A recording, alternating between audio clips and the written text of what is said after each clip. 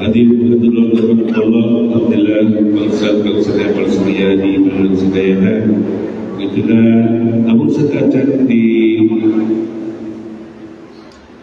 kamitan sejak membacakan bapak-bapak khususnya atau terlihat aktivitas di luar dan segala perkara yang di masjid.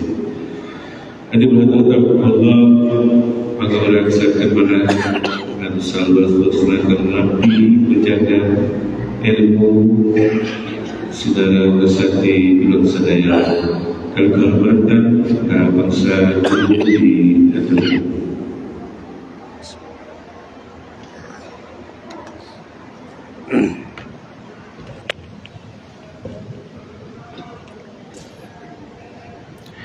Assalamualaikum warahmatullahi wabarakatuh.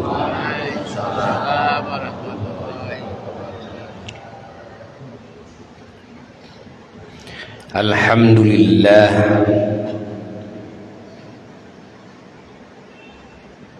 alladzi hadana lima yuhibbu wa yarda. Wa afdhalus salati wa atammut taslimi ala nabiyihil mustafa wa rasulihil murtada sayyidina wa nabiyyina wa maulana Muhammad wa ala alihi wa ashabihi ahlil karami wal wafa wal ridha wa sairit tabi'in wa tabi'it tabi'in lahum bi ihsanin ila yaumil qada. Wa ba'd, fa ya ibadallah, usikum wa nafsi bi taqwallah faqad fazal muttaqun. Para jamaah yang mulia dan segenap umat Islam dimanapun berada, rahimakumullah. Terkhusus keluarga besar Majelis Ta'lim Bersatu wilayah Banjaran dan sekitarnya, yang semuanya sangat-sangat dicintai, sangat-sangat dimuliakan, sangat-sangat didoakan.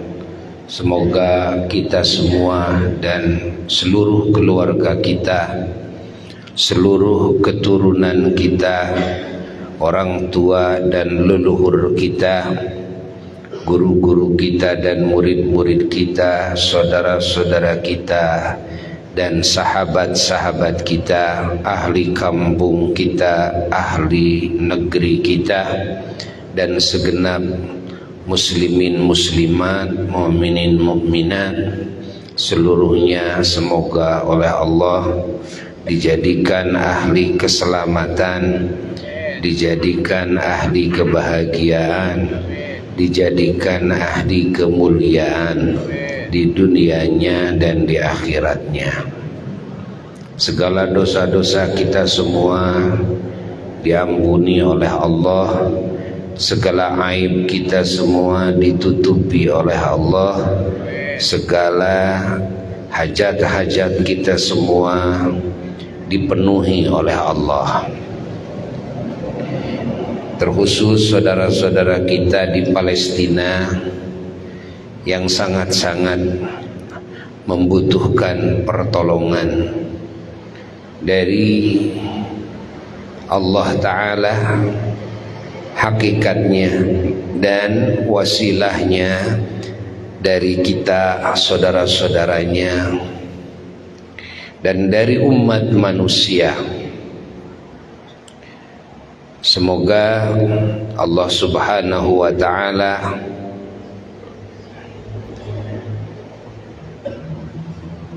menolong saudara-saudara kita di sana dengan pertolongan yang gemilang, memerdekakan mereka dari penjajahan kaum Zionis Israel, Yahudi Israel,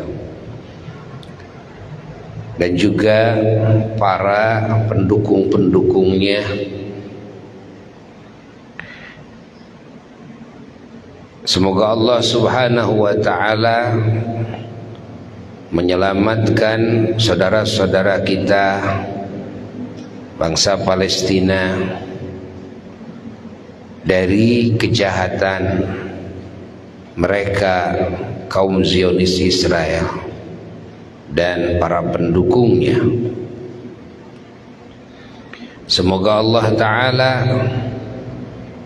menghancurkan, menghinakan, memporak-porandakan,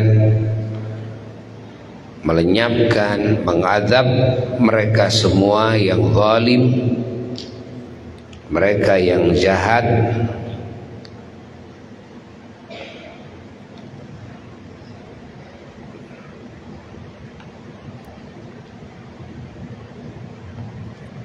dan siapapun yang melakukan kejahatan kepada sesama manusia, sesama ciptaan Allah, semoga oleh Allah Subhanahu wa ta'ala dihinakan, dikalahkan, diporak-porandakan, dirugikan serugi-ruginya. Terkhusus bangsa Indonesia yang kita cintai dari Sabang sampai Merauke, semoga semuanya selalu ada dalam lindungan Allah, dijaga oleh Allah dari segala musibah dan fitnah, dijaga oleh Allah Ta'ala dari permusuhan, dijaga oleh Allah Ta'ala dari kehancuran, dari kerugian, dari kebodohan, dari kesesatan, dari segala kejelekan zahir dan batin.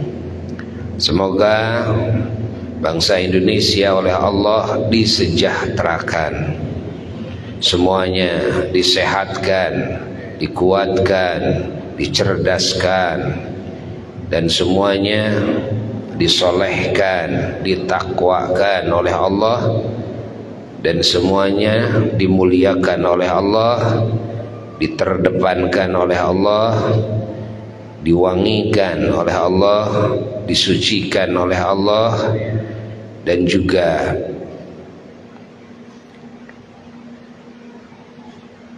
semoga semuanya dijadikan ahli surganya Allah. Mukminin mukminat, muslimin muslimat seluruhnya, dengan keagungan junjungan alam Kangjeng Nabi Muhammad sallallahu alaihi wasallam, dengan keagungan malam Jumat dan harinya, dengan keagungan masjid dan majlis ilmu, majlis zikir, dengan keagungan semua syiar-syiar Allah, dan dengan keagungan dan rahasianya surat Al-Fatihah.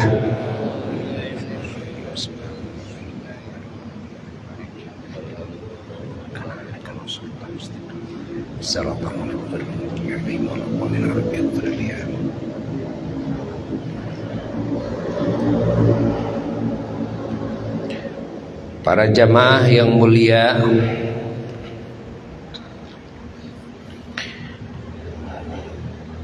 dalam pengkajian saat ini berkaitan dengan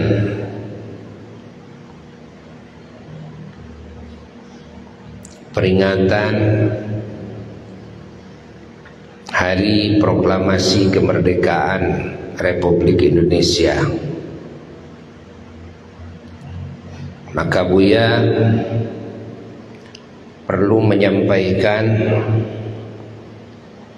beberapa hal khususnya kepada umat Islam. Sebagiannya lagi perlu Buya sampaikan kepada sesama bangsa.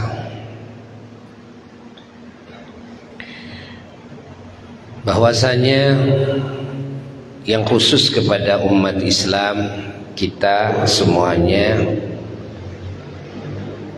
pertama-tama wajib bersyukur kepada Allah Ta'ala atas karunia kemerdekaan. Kemerdekaan itu artinya terbebas dari penjajahan para penjajah yang dulu pernah menjajah bangsa Indonesia, baik Portugis, Belanda, Jepang.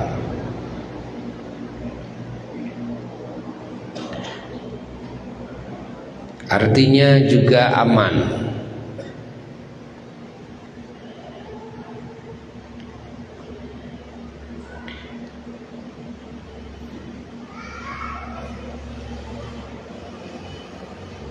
Ini adalah anugerah yang sangat mahal dari Allah yang wajib disyukuri.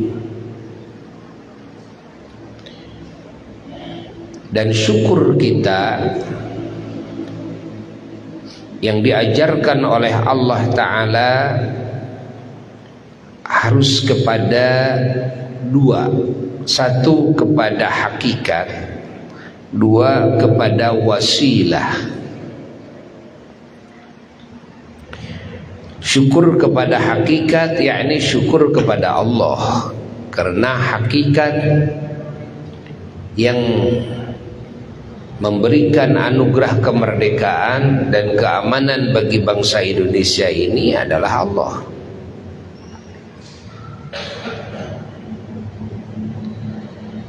Syukur kepada wasilah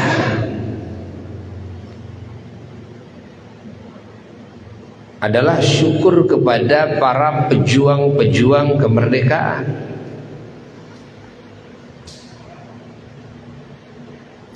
Yang telah mengorbankan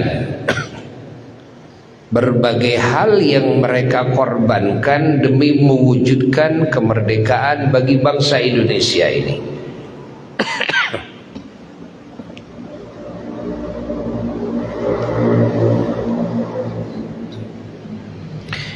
Ada yang mengorbankan tenaga, ada yang mengorbankan harta, ada yang mengorbankan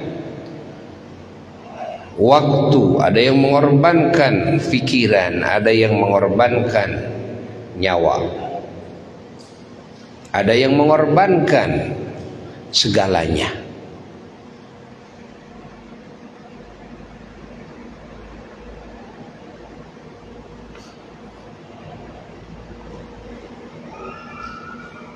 Sebagai muslim yang baik, diajarkan oleh Allah dan oleh Rasulullah sallallahu alaihi wasallam agar bisa bersyukur kepada Allah dan kepada wasilah, yaitu kepada para pahlawan. Cara bersyukur kepada Allah selain memuji dan merasa bahagia atas karunia kemerdekaan sampai saat ini kita dikasih kemerdekaan oleh Allah dan semoga selamanya dikasih kemerdekaan, adalah juga dengan menggunakan kemerdekaan ini, yakni keamanan, yakni kepemilikan secara mutlak negara ini ya di tangan bangsa Indonesia. Maka bangsa Indonesia cara bersyukurnya kepada Allah dengan menggunakan segala yang dimiliki oleh bangsa ini dan menggunakan keamanan dan kebebasan ini di jalan Allah, dalam membangun keimanan kepada Allah, dalam membangun ketakwaan kepada Allah dengan makna yang menyeluruh. Bagaimana yang dimaksud makna yang menyeluruh? Makna yang menyeluruh bahwasanya takwa kepada Allah Ta'ala itu ada yang hubungannya dengan Allah saja, ada takwa kepada Allah yang hubungannya adalah dengan sesama makhluk Allah seluruhnya. Di antaranya adalah menjalankan kewajiban-kewajiban kita sebagai muslim terhadap diri kita masing-masing, terhadap sesama muslim, terhadap keluarga, istri, suami, orang tua, anak, tetangga, guru, murid, majikan, dan juga karyawan, dan juga kepada pemerintah, dan juga kepada rakyat. Dan kita sebagai muslim menjalankan kewajiban kepada sesama manusia dan kepada sesama makhluk Allah, termasuk binatang dan lingkungan dan alam ini. Itu semuanya ada dalam ketakwaan.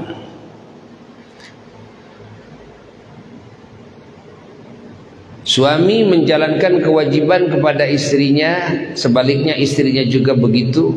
Itu ada dalam ketakwaan. Orang tua menjalankan kewajiban kepada anak-anaknya, anak-anaknya juga sama kepada orang tuanya. Mereka menjalankan ketakwaan. Begitu pula hubungan dengan seluruh makhluk Allah Ta'ala.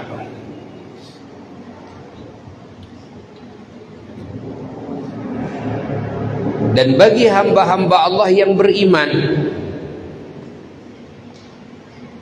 maka segala sendi kehidupannya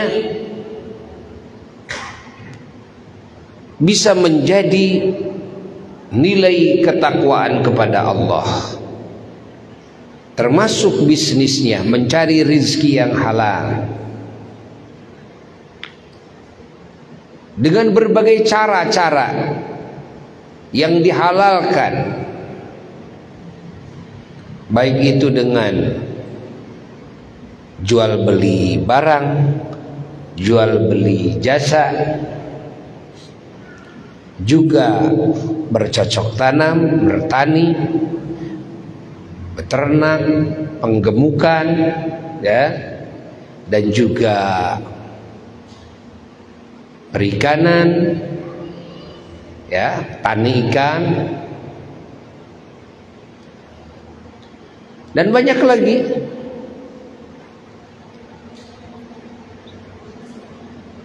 Ini bisa menjadi nilai takwa jika niatnya semuanya karena Allah, niatnya adalah untuk bahan ibadah kepada Allah, untuk sarana, untuk wasilah ibadah kepada Allah. Kita butuh sehat untuk ibadah itu, butuh kuat, butuh cerdas, butuh biaya, butuh pakaian, butuh tempat, butuh kendaraan, gitu kan? Untuk ibadah itu. Nah, berbagai kebutuhan-kebutuhan ini harus diwujudkan, namun niatnya adalah untuk ibadah kepada Allah. Sehingga yang dijalani dalam kehidupannya itu dari mulai niatnya, berfikirnya, ya, mencari pengetahuannya, dan juga mempraktekannya, bisnisnya, bertaninya, berdagangnya, ya, dan yang lainnya, semuanya menjadi nilai takwa kepada Allah Ta'ala, menjadi nilai ibadah kepada Allah karena niatnya karena Allah Ta'ala. Jangan dianggap Islam hanya mengajarkan sholat saja, zikir saja, tafakur, baca Quran, sholawat, saum, zakat, haji sajalah, tidak. Ajaran Allah ini, petunjuk Allah ini meliputi segala sendi kehidupan manusia dari dunia sampai kubur, sampai akhirat, sampai ahli surga di surganya. Masya Allah. Semua sudah dikasih hidayah, dikasih ilmunya oleh Allah Ta'ala. Ilmu inilah yang harus dikuasai oleh setiap muslim, ya. Ilmu membangun segala kemaslahatan hidup sudah Allah Ta'ala wahyukan dalam Qur'annya, lalu dipraktekkan oleh Kangjeng Nabi Muhammad sallallahu alaihi wasallam, lalu diajarkan oleh beliau kepada umatnya secara estafet dari para sahabat sampai ulama-ulama yang ada di zaman kita.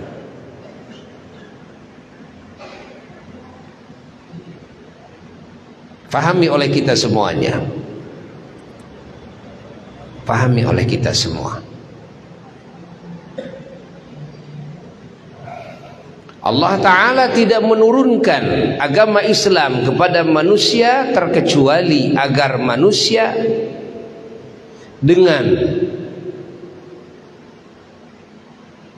memahami Islam ini, mengamalkan Islam ini, maka kehidupan manusia dalam segala halnya menjadi baik. Manusia selamat, manusia terjaga, jiwanya, raganya dari segala kerusakan, kecelakaan, sakit, kelemahan, ya.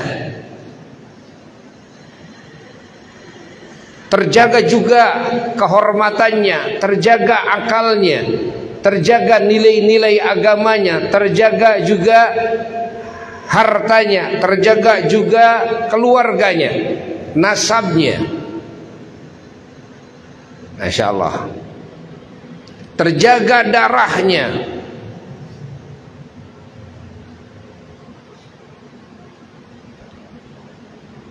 Dan juga diturunkannya agama Islam agar muslim ini bahagia, muslim ini mulia, muslim ini sehat, kuat, muslim ini berkecukupan, ya, dalam segala kebutuhan hidupnya. Muslim ini tenang, aman, damai, ya. Muslim ini juga terdepan, unggul, istimewa. Muslim ini indah, ya, rapi, wangi, sampai sempurna. Itulah Islam diturunkan agar muslim ini juga terpuji, berakhlak mulia,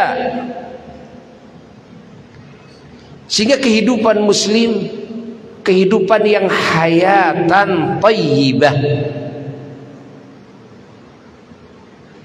hayatan thayyibah, kehidupan yang baik. Yang dimaksud dengan baldatun thayyibah, baldatun thayyibah, negeri yang baik, bukan negeri yang baik yang dimaksud, tapi kehidupan ahli negeri tersebut adalah kehidupan yang baik. Kita kan tidak berharap negerinya baik tapi bangsanya tidak baik. Bukan itu yang dimaksud. Baldatun thayyibah adalah hayatan thayyibah, kan? Adalah kehidupan yang baik bagi bangsa tersebut. Bukan negerinya, tapi bangsanya, kan? Ketika bangsanya sudah baik, maka semua, ya, tempatnya, waktunya jadi baik, negerinya jadi baik. Ketika bangsanya baik. Tapi kalau bangsanya tidak baik, maka negeri yang baik jadi rusak. Pahami oleh kita semua makna baldatun thayyibatun.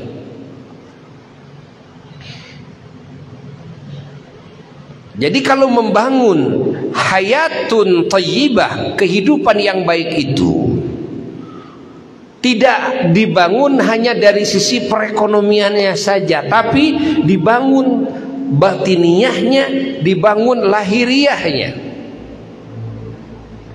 Seperti dalam lagu itu, bangunlah jiwanya, bangunlah badannya, kan? Bangunlah jiwanya, bangunlah badannya. Ini harus dibangun jiwanya. Kenapa jiwa dulu tidak badan dulu? Kan? Karena jiwa ini, alam hati ini adalah kerajaan yang mengatur semua alam jasad, semua alam raga. Kalau alam hatinya, jiwanya sudah baik, maka kehidupan yang dilakukan dan dirasakan, dialami oleh jasadnya akan baik. Kalau alam hatinya, ya, tidak baik, maka yang dirasakan oleh jasad dan yang dilakukan oleh jasad itu semuanya jadi tidak baik. Karena apa yang dilakukan oleh raga hanyalah perpanjangan dari perintah hatinya, dari alam hatinya, alam jiwanya. Maka harus jiwa dulu, bangun jiwa. Yang dimaksud bangun jiwa, bangun apa? Dan satu, membangun jiwa itu membangun keimanan, hubungan hati dengan Allah, dengan Rabbul Alamin, sang pencipta alam semesta. Membangun hubungan yang baik dengan Allah, membangun cinta kepada Allah, membangun ta'zim, pengagungan kepada Allah, dan membangun pengetahuan kepada Allah, membangun pengabdian kepada Allah. Dan ini bangunlah apa? Jiwanya. Ingat, ini kepada Allah, membangun sifat-sifat yang mulia, ya, yang hubungannya dengan Allah, membangun husnudzon, baik sangka kepada Allah, membangun ketawakalan, penyandaran segala sesuatu kita kepada Allah, ya, membangun kerinduan kepada Allah, membangun ridha dalam hati kepada segala takdir Allah, pembagian dari Allah, membangun syukur kepada segala kebaikan Allah, atas segala kebaikan Allah, syukur kepada Allah atas segala kebaikan Allah, membangun kesabaran atas segala ujian Allah. Ingat, yang harus dibangun itu, ya, Allah. Membangun, ingat, zikir, iqamatu zikrillah, yaitu membangun zikir dalam hati, selalu mengingat Allah. Dan fahami oleh kita semuanya, ini hubungan dengan Allah. Allah. Membangun keteguhan kepada Allah, membangun kebahagiaan dengan Allah Jalla Jalaluhu wahdah. Inilah membangun apa? Jiwa yang hubungannya dengan siapa? Dengan Allah. Lalu membangun jiwa itu, ingat, membangun pengetahuan yang Allah wahyukan kepada Rasulnya sallallahu alaihi wasallam. Ingat, lalu oleh beliau diamalkan dan diajarkan, ditarbiyahkan kepada umatnya secara estafet sampai kepada para ulama kita. Lalu kita mengkaji ilmu tersebut dari guru-guru kita demi membangun keilmuan, pengetahuan di dalam jiwa kita, agar jiwa kita itu kan tidak tersesat. Karena ilmu itu adalah cahaya petunjuk. Ketika hati ya dimasuki cahaya petunjuk, maka hati terang, maka hati akan melihat jalan ya. Hilanglah stres karena hati melihat solusi. Orang stres itu karena hatinya tidak menemukan solusi. Nah, solusi itu adalah ilmu Allah, petunjuk dari Allah. Ini yang harus kita kaji. Makanya thalabul ilmi fardhah, mencari ilmu itu fardu. Yang mana yang disebut ilmu? Itu penuhi ilmu ini ya. Baik ilmu pengetahuan tentang Allah, tentang bagaimana cara mengabdi kepada Allah, tentang kemaslahatan hidup yang Allah ajarkan. Ingat, tentang kemaslahatan hidup. Apa kemaslahatan hidup? Tentang mencari rizki yang halal, tentang berumah tangga, tentang cara berkomunikasi dengan sesama, cara berhubungan dengan sesama, bergaul dengan sesama. Ingat, bersikap kepada sesama, berakhlak kepada sesama. Ini kemaslahatan hidup ya. Tentang kesehatan, ini kemaslahatan hidup. Tentang keamanan, kedamaian, ini kemaslahatan hidup.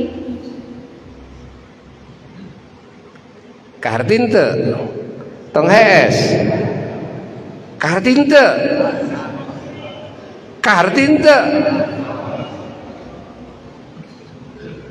ulah antem ngalagu Indonesia Raya, bangulah jiwanya, bangulah badannya. Tapi dalam prakteknya jauh panggang daripada api. Tanyakan kepada diri kita, sejauh mana kita sudah membangun jiwa kita, jiwa anak-anak kita, jiwa masyarakat kita dan bangsa kita. Ini membangun jiwa namanya ya. Ilmu itu luas, bangun dalam jiwa. Bukan ilmu sholat saja, ilmu puasa, ilmu zakat atau haji saja, tidak. Ilmu mencari rezeki, ilmu berumah tangga, ilmu cara berkomunikasi ya, interaksi dengan sesama makhluk. Itu semua ada ilmunya, kan? Ada ilmunya. Allah. Itu diajarkan. Ilmu kesehatan, ilmu kekuatan diajarkan.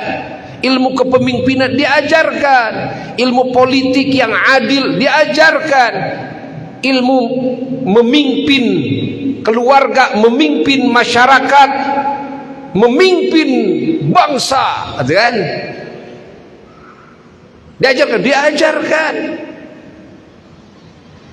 Jangan dikira Quran tidak mengajarkan, sunnah tidak mengajarkan. Jangan dikira Al-Quran dan sunnah hanya mengajarkan sholat saja, saum saja, haji saja, zakat saja. Lah, tidak. Coba karena kita saja yang mengkajinya tidak tuntas, atau ketika kita mengajarkan keilmuan kepada murid kita juga tidak tuntas. Akhirnya umat Islam picik wawasannya mengenal Islam, diduga Islam itu hanya mengajarkan sholat saja, puasa, haji, itu kan, baca Quran, i'tikaf di masjid. Apakah segitu yang diajarkan oleh? Lah, tidak. Segala sendi kehidupan, segala kebutuhan makhluk di situ oleh Allah disinari dengan cahaya petunjuknya. Manusia butuh makanan, minuman, maka Allah menurunkan wahyunya, ilmu, cara mencari rizki, mengolahnya, menggunakannya, sampai cara makannya, sampai cara membuang makanannya. Coba dari mulai niatnya, ya, Masya Allah, sudah dapat makanan, minuman. Cara makannya bagaimana? Adakah ajaran yang sempurna seperti itu? Tidak ada. Hanya ada dalam ajaran Islam, ajaran Allah. Dan sampai mana? Iya, sampai nanti mengeluarkan makanan. Bagaimana masuk WC, bagaimana di WC, bagaimana keluar dari WC. Allah. Coba bayangkan oleh kita ilmu kesehatan, ya, ilmu arah kiblat, sampai ilmu strategi perang. Mana mungkin dulu di zaman Rasulullah Sallallahu Alaihi Wasallam peperangan bisa disebut 99,9% selalu menang. Peperangan yang dipimpin oleh Sayyidina Abu Bakar As-Siddiq, Sayyidina Umar ibn Khattab, Sayyidina Utsman bin Affan, Sayyidina Ali bin Abi Thalib karramallahu wajhah wa radhiyallahu anhum ajma'in, bisa disebut 99,9% selalu mendapatkan kemenangan. Ya. Siapa yang mengajarkannya itu? Rasulullah SAW.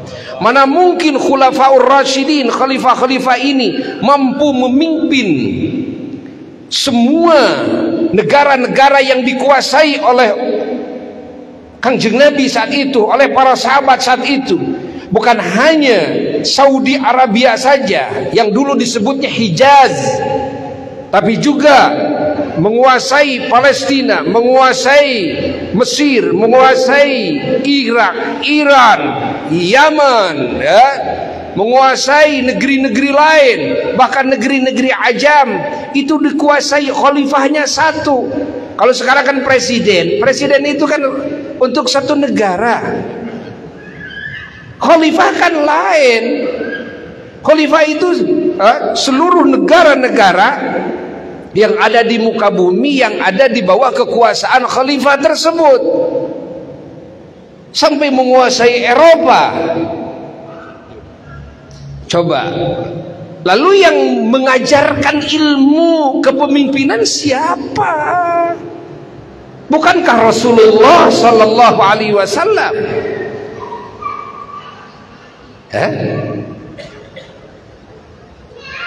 Yang mengajarkan ilmu kepemimpinan kepada Sayyidina Abu Bakar, Sayyidina Umar, Sayyidina Utsman, Sayyidina Ali radhiyallahu anhum ajmain, semuanya yang mengajarkan adalah Rasulullah Sallallahu Alaihi Wasallam. Masya Allah, diajarkan oleh Nabi bagaimana berkomunikasi, berinteraksi dengan para raja.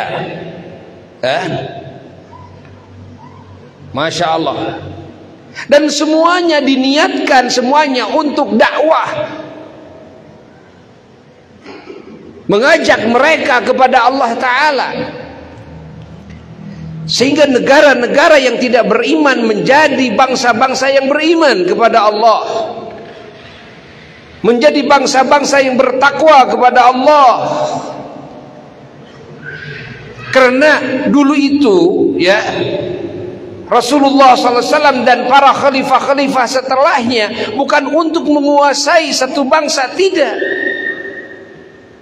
tapi untuk menyebarkan cahaya kebenaran, cahaya kemuliaan, cahaya keterpujian iman, Islam, ihsan ini, yang dengan itu kehidupan manusia semuanya menjadi baik, kematiannya baik, kehidupan di alam kuburnya baik, kehidupan di akhiratnya menjadi baik. Allah, betapa hebat ajaran baginda Rasulullah sallallahu alaihi wasallam, yang di zaman sekarang ini belum ada universitas yang bisa melahirkan satu presiden atau raja yang bisa menguasai puluhan negara. Enggak ada. Yang di zaman kita ini belum ada universitas ya, yang bisa melahirkan anak didiknya yang sempurna keimanannya, sempurna Islamnya, sempurna ketakwaannya, sempurna pengetahuannya. Allah, ya kan? Menjadi orang-orang yang siap menjadi pemimpin di dunia dan menjadi pemimpin di akhirat kelak. Coba universitas mana? Gak ada. Gak ada. Adanya hanya di pesantrennya Kangjeng Nabi Muhammad, di madrasahnya Kangjeng Nabi Muhammad sallallahu alaihi wasallam. Subhanallah, Allahu Akbar. Betapa hebat ajaran Islam ini. Ya, betapa sempurnanya ajaran Islam ini. Allah, Allah, Allah. Nah, ini harus diketahui oleh setiap muslim, dan umat Islam harus difahamkan kepada hal-hal ini, supaya tidak menganggap ajaran Islam itu hanyalah sholat, puasa, zakat, haji, selesai segitu. Jadi kalau saya memesantrenkan anak saya nanti hanya belajar itu saja, mereka tidak belajar dalam perekonomian, mereka tidak belajar dalam politik, mereka tidak belajar ilmu kesehatan, mereka tidak belajar ilmu membangun keamanan, kedamaian dan sebagainya. Itu adalah pemikiran yang sangat picik, yang sangat picik sekali. Ya.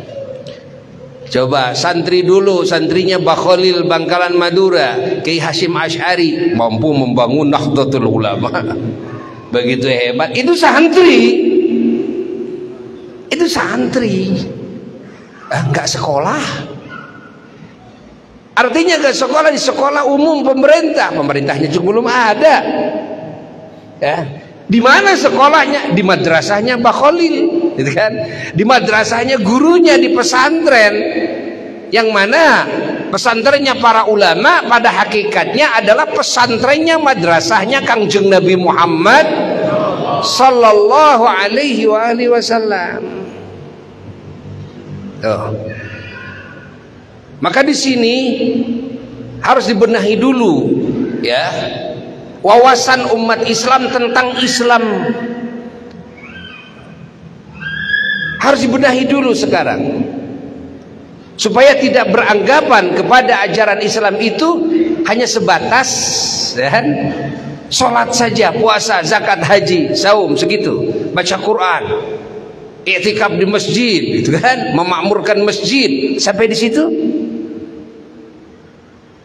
Ini harus dibenahi dulu. Sudah dibenahi, lalu juga yang perlu dibenahi adalah bagaimana di pesantren-pesantren umat Islam, yaitu pesantren-pesantren yang dipimpin oleh ulama-ulama Islam, pengkajian keilmuannya yang menyeluruh juga. Ini harus jadi pemikiran kita semua, para ulama-ulama Allah.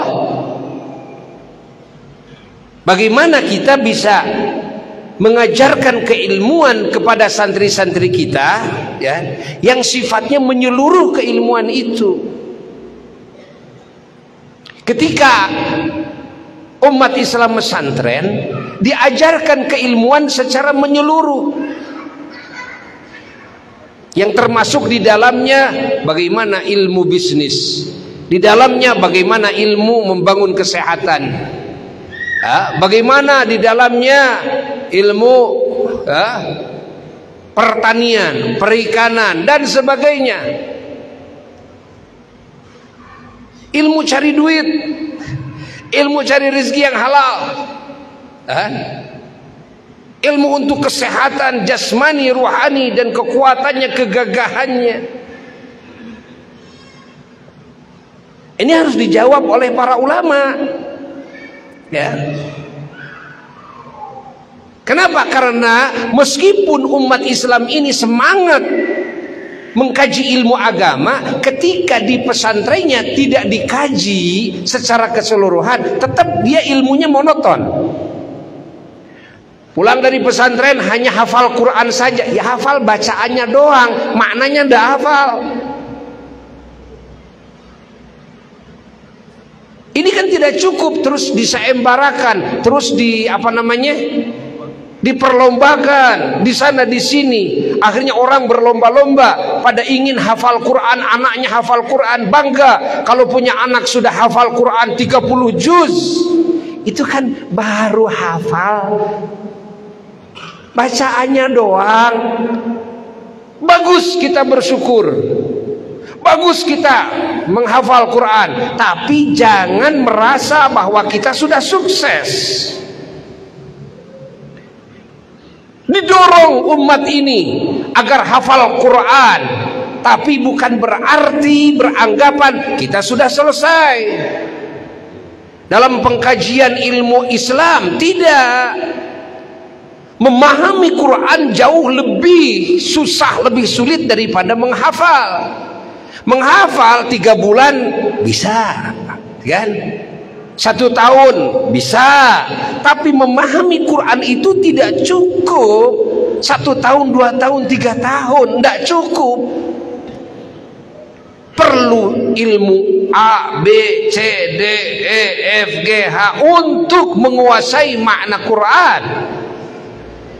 Sehingga pesantren kan tidak cukup 2 tahun, 3 tahun, 4 tahun, 5 tahun, 6 tahun, enggak cukup. Itu untuk memahami saja. Allah. Belum dengan hadis-hadisnya, sunnah-sunnah Rasulullah sallallahu alaihi wasallam yang menjelaskan makna-makna yang terkandung dalam Quran dijelaskan oleh sunnah. Kalau kita mengkaji Al-Quran tanpa sunnah, kita akan sesat. Kenapa? Karena manusia selain tingkatan para nabi, tidak ada yang dikasih kemampuan oleh Allah Ta'ala bisa memahami kandungan wahyu Allah langsung tanpa dijelaskan oleh utusan-utusan Allah. Hanya utusan-utusan Allah lah yang mampu, kan, memahami apa yang dikehendaki oleh Allah dengan firman-Nya. Oleh sebab itulah yang harus dikaji oleh setiap hamba Allah selain Al-Quran adalah sunnahnya Rasulullah sallallahu alaihi wasallam. Faham? Itu sebabnya kita harus mengkaji Quran dan sunnah, Quran dan sunnah, Quran dan sunnah. Tapi bukan dari sisi lafaz saja, tapi harus penguasaan makna, penguasaan keilmuan. Ini belum berbicara tentang bagaimana mempraktekkan dalam hidup. Itu baru teori. Ingat, kalau sekedar teori, orang sudah punya gelar doktor di bidang ekonomi, belum tentu dia bisa bisnis. Boleh jadi rumahnya habis ketika terjun langsung bisnis secara real. Padahal di sekolah dia sudah kasih gelar doktor. Berbeda antara teori dan praktek. teori dan praktek lain. Allah, di sini butuh ya suri toladan dalam praktek. Oleh sebab itulah baginda Rasulullah SAW tidak hanya beliau mengajarkan teori saja kepada para sahabatnya, tapi beliau ya terlebih dahulu menjadi uswatun hasanah, suri toladan. Suri toladan itu artinya dalam mempraktekannya.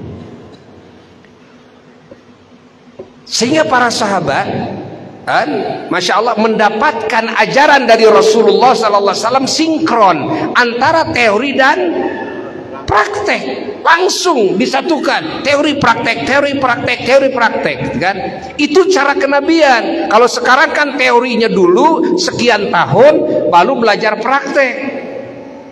Kalau Nabi mengajarkan tidak, teori praktek, teori praktek, teori praktek, teori praktek, langsung. Sehingga sahabat-sahabat Nabi menjadi orang besar itu dalam waktu yang singkat. Kenapa? Teori praktek langsung. Nah, disinilah kekurangan. Inilah kekurangan bagaimana cara menerapkan ajaran Islam ini kepada masyarakat, kepada umat ini. Sebagaimana Rasulullah Sallallahu Alaihi Wasallam mengajarkan kepada sahabatnya. Kadang kita sudah merasa sesuai dengan apa yang Nabi jalankan ketika dalam berdakwah, ketika dalam mengajarkan materi kepada umat, di panggung, di majelis-majelis taklim, menjelaskan tafsir hadis dan sebagainya. Merasa saya sudah sesuai dengan tuntunan Rasulullah SAW. Tidak. Jangan menganggap bahwa diri kita sudah sesuai, karena cara kenabian di dalam mengajarkan teori langsung dengan prakteknya. Tidak dinantikan. Kalau sekarang kan sekian tahun apa dulu? Teori dulu. Teori dulu sampai dapat S1, S1-nya teori. Bayangkan.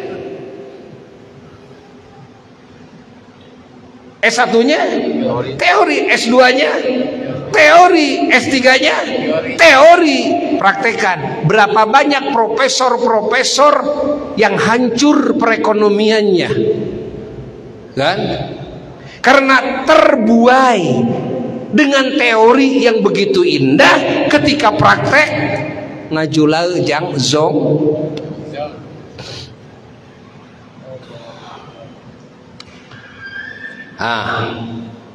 Ini cerita Buya. Buya kan ditanya oleh anak-anak, oleh keluarga, mau bikin perusahaan, ya? Bikin perusahaan, dana sudah siap, sudah dari dulu juga sudah siap, ya? Tempat-tempatnya sudah siap, sudah dari dulu juga sudah siap. Kenapa? Kok belum direalisasikan? Padahal kan sudah siap, segalanya sudah siap. Sebentar, ya? Teori dan praktek itu berbeda, ya.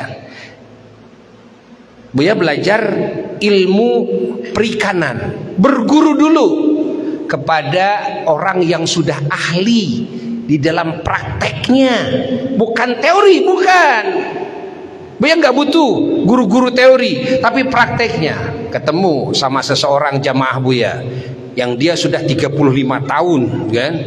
Terus apa namanya menggeluti, gitu kan, ilmu perikanan, ya, sampai tahu, gitu kan, bagaimana tabiat ikan ini, kumaha cara ngenogen, kumaha cara ngagedeken, dilihat bagaimana air, bagaimana cuaca, bagaimana sadayana cuacana. Buya praktekan, ternyata iya. Kenapa cara menelurkan ikan ini dengan cuacanya seperti ini tidak jadi, ya? Begitu dipindah, digeser, suhunya segini jadi. Oh, hawa oge berpengaruh, ya. Air berpengaruh, ya. Kalau kita kan seenaknya, oh ini kolam bagus nih, airnya bagus. Kalau bagi ahli tidak begitu. Ini untuk ikan apa, itu kan? Bagaimana cuacanya? Terus nanti hujannya biasanya, itu kan? Di bulan apa saja? Nanti kalau musim hujan bagaimana? Nanti efeknya nanti. Lama kita belajar ilmu itu. Buya beli kolam. Udah ada kolamnya, udah bisa. Kumaha cara ngenogeun? Kan? Lauk emas mah, nila mah, itu kan? Patin mah, itu mah, iya mah, gitu kan? Udah punya kolam. Terus saya bikin kumaha ngagedekeun. Punya kolam di Subang. Kolam naon? Air deras teh. Air deras itu Buya punya 10 petak. Satu petaknya itu diisi bisa menghasilkan dalam 5 bulan itu 7 ton. Jadi kalau 10 petak 70 ton dalam per 5 bulan. Sampai sekarang belum dulu. Belum dulu. Dilihat air dulu ternyata harus dirubah. Nanti efeknya begini. Ternyata dia menjual ke Buya itu karena rugi. Si punya tanah itu. Padahal yang punya tanah itu dia itu ahlinya di bidang itu. Oh, ternyata ada kesalahan, ketahuan di sini ini kesalahannya, itu kan?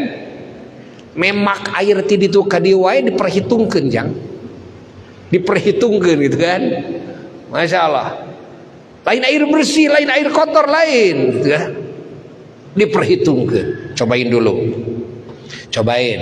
Ini Buya sudah mencoba kira-kira ke 5 kalian lah. Coba. Pakannya yang bagaimana, cara memberi makannya ke ikan itu harus bagaimana. Teu bisa wur sangeunahna, teu bisa. Mahal loh pakan itu. Bisa sampai ratusan juta untuk pakannya doang. Nanti menjual ikan harus diperhitungkan juga. Kepi dibuateunana bulan naon. Bulan itu teh sagede kumaha. Kan? Biasana di bulan eta cuacana kumaha, efekna kana harga ikan kumaha. Matak loba anu geuningan sing jarungkel, jo langsung we tani ai tempo dijual murah, gitu kan. Gitu lain. Kenapa? Ente diperhitungkan sabaraha bulan engke kumaha.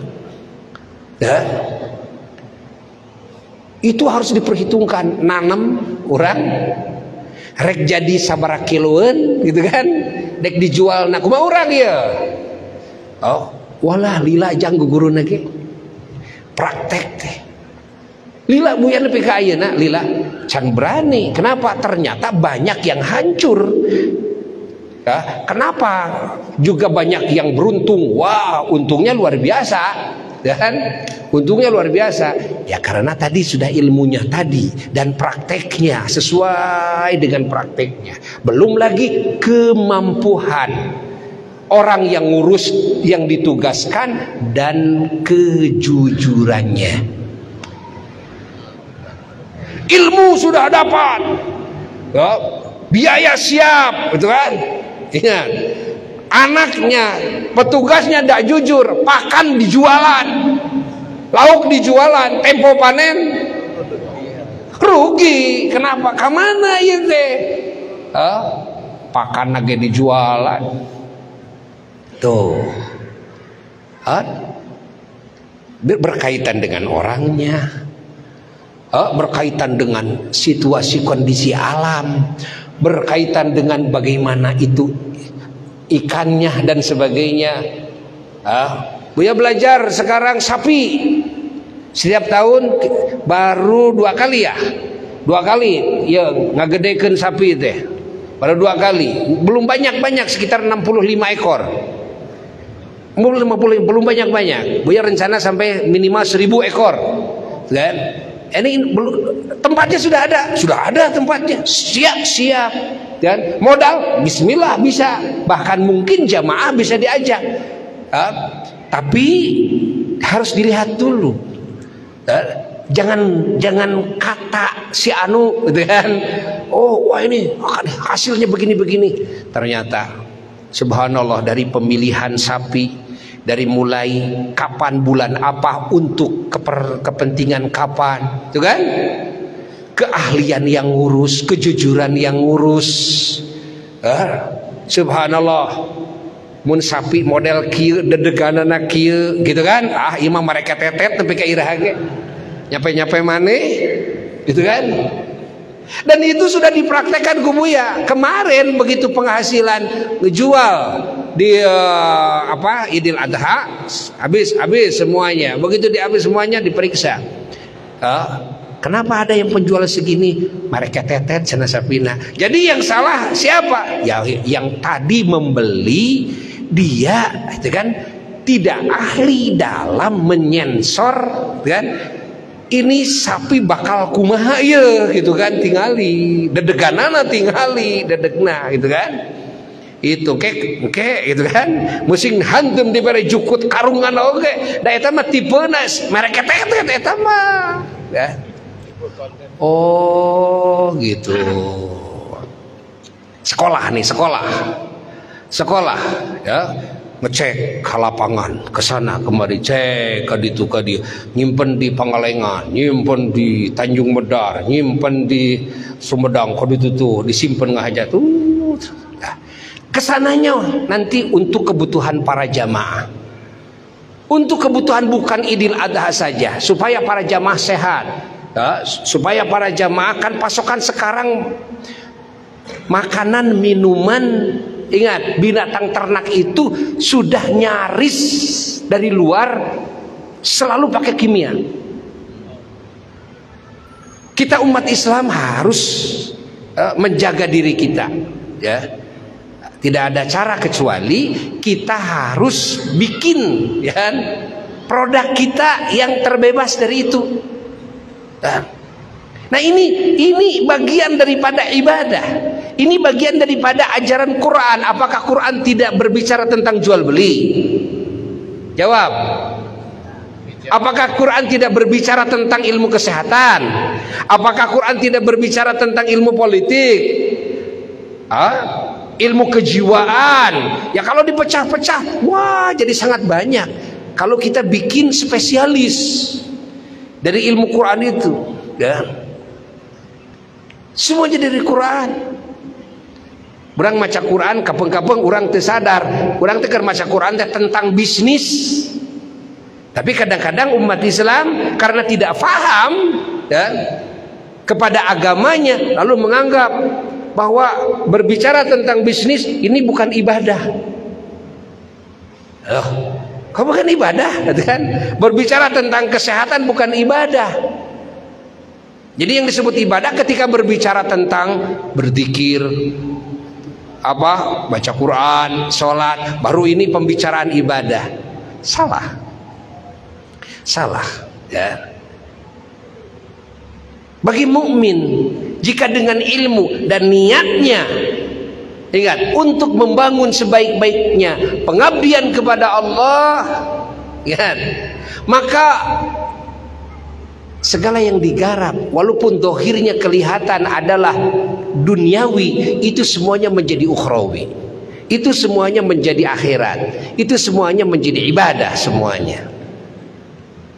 Maka pesantren-pesantren kita ini, ya, pesantren-pesantren kita ini tantangan, tuntutan, keharusan bahwa setiap kita di pesantren itu mendidik anak-anak didik kita bukan sekedar teori tapi praktek, bukan sekedar hubungan dia yang langsung dengan Allah, bagaimana sholatnya, bagaimana puasanya, bagaimana zakat hajinya, bagaimana bacaan Quran, bukan hanya itu, bagaimana cara anak didik kita mencari rezeki yang halal, praktekkan di pondok, kan?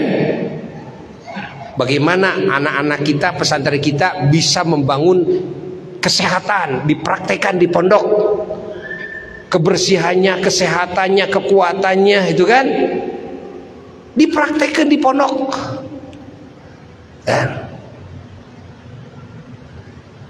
Pesantren-pesantren dulu mendidik santri-santrinya luar biasa, ya.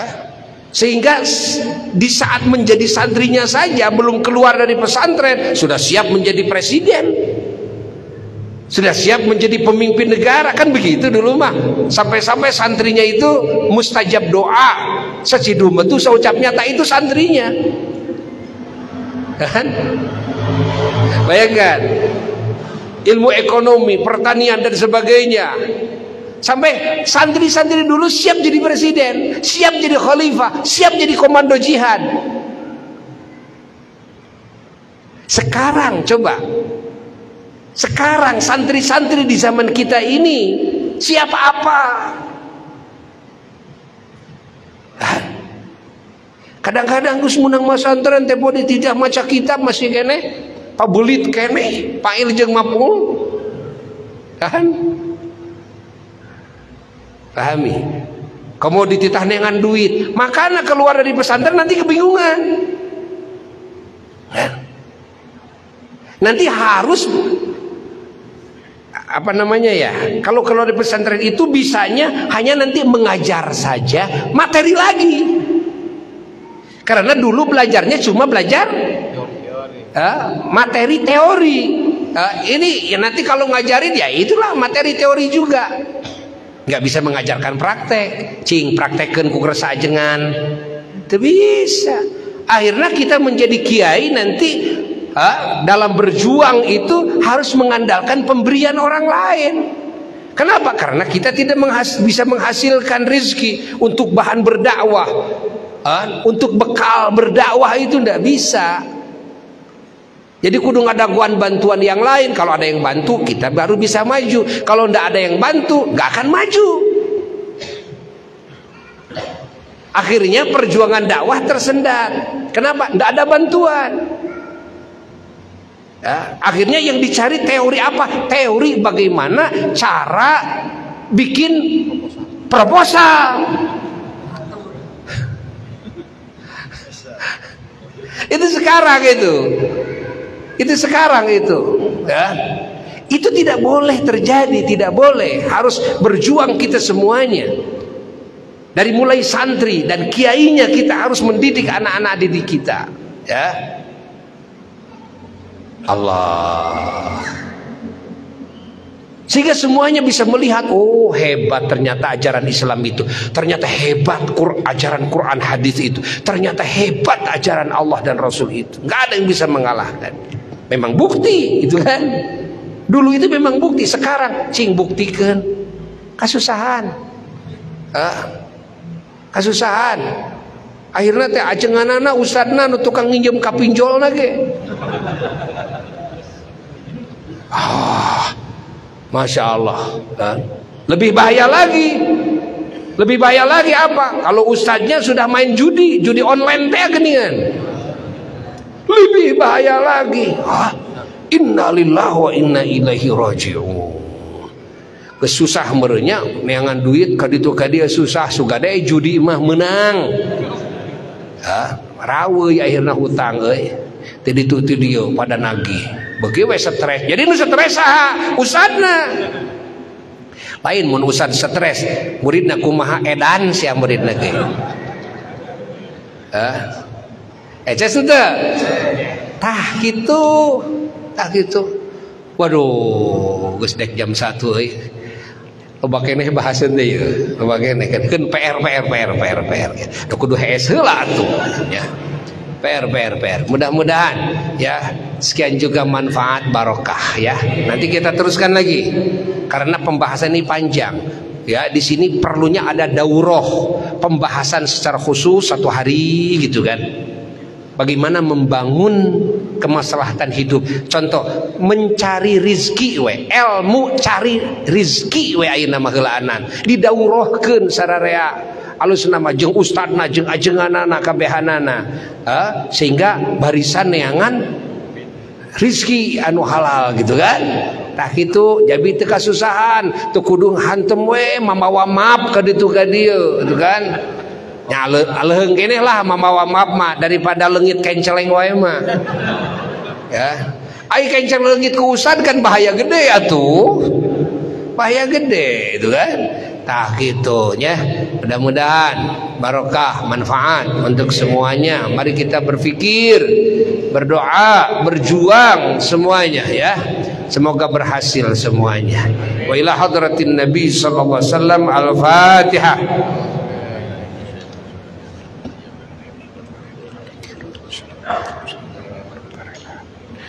Wassalamualaikum warahmatullahi wabarakatuh. Rabbana